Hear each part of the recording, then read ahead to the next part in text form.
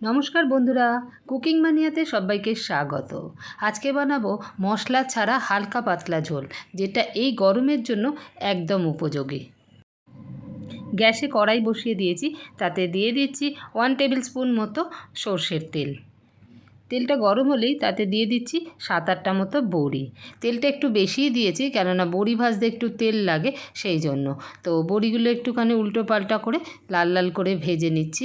এই যে বড়ি ভাজা হয়ে গেছে, এবার বড়িগুলোকে তুলে নেব। বাকি তেলে দিয়ে দিচ্ছি 5 ফোড়ন আর দিয়ে দিচ্ছি শুকনো লঙ্কা। 5 ফোড়ন আর শুকনো লঙ্কা থেকে ভালো গন্ধ বেরোলে দিয়ে দেবো সবজি। এই যে এই সবজিগুলো নিয়েছি, সজনে ডাঁটা, কুমড়ো আর আলু। এর মধ্যে সজনে ডাঁটা আর আলুটা একটু শক্ত, তাই সজনে ডাঁটা আর আলুটাকে আগে দিয়ে দিচ্ছি। তোমরা চাইলে এর মধ্যে কিন্তু আরও অন্য সবজি দিতে পারো, যেমন ঝিঙে দিতে পারো। আর যদি এর মধ্যে কোনো সবজিটা কারো পছন্দ নাও হয়, নাও দিতে পারো। তো সজনে ডাঁটা আর আলুটাকে 2 মিনিট মতো একটু সিম আঁচে ভেজে নেব। একটু ভাজা হয়ে গেছে, এবার এর মধ্যে দিয়ে দিচ্ছি কুমড়োটা। এবার কুমড়ো দিয়েও আরও 2 মিনিট মতো সিম আঁচে ভেজে নেব। এবার এর মধ্যে দিয়ে দিচ্ছি স্বাদ অনুযায়ী নুন, আর দিয়ে দিচ্ছি 1/2 টিস্পুন মতো হলুদ, আর দিয়ে দিচ্ছি 1/2 টিস্পুন মতো লঙ্কার গুঁড়ো। এটা কিন্তু একদমই অপশনাল, যদি না কেউ পছন্দ করো নাও দিতে পারো। এটা একটু ঝোলের কালারটা ভালো হয় বলে দিলাম। তো এটা সব মশলা দিয়ে মিশিয়ে নাড়াচাড়া করার পরে এর মধ্যে দিয়ে দিচ্ছি 1 কাপ পরিমাণ মতো জল। এবার জলের সাথে, মশলার সাথে, সবজির সাথে সবগুলোকে ভালো করে নেড়ে একটুখানি মিশিয়ে দিচ্ছি। এবার এর মধ্যে দিয়ে দিচ্ছি কাঁচা লঙ্কা। আমি একটাই দিলাম, তোমরা যদি বেশি ঝাল খাও 2-3টেও দিতে পারো। এবার ঢাকা দিয়ে 2-3 মিনিট মতো সিম আঁচে রান্না করে নেব।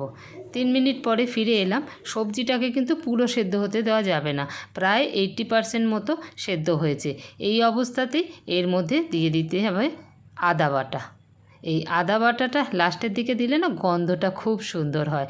আর দিয়ে দিচ্ছি আগে থেকে ভেজে রাখা বড়িগুলো, আর দিয়ে দিচ্ছি একটু চিনি। এটা তো নিরামিষ রান্নায় মাস্ট, সবাই জানো। তো সবগুলোকে ভালো করে মিশিয়ে দিচ্ছি। আবার ঢাকা দিয়ে 2 মিনিট মতো রান্না করে নেব, তার কারণ বড়িটাও আর একটু সেদ্ধ হয়ে যাবে, আর সবজিগুলো যেটুকু বাকি আছে হয়ে যাবে। 3 মিনিট পরে ফিরে এলাম। এই পজিশানে দাঁড়িয়েছে, ঝোলও রয়েছে, আর বড়ি ফেটে ফেটে গেছে, মানে সেদ্ধ হয়ে গেছে, সবজিগুলোও সেদ্ধ হয়ে গেছে। তোমরা যদি চাও আরেকটু ঝোল রাখতে পারো, আর যদি আরেকটু কম রাখবে মনে করো সেটাও করতে পারো। কিন্তু এই ঝোলটার টেস্টটা না অসাধারণ হয়, জিভে লেগে থাকার মতো।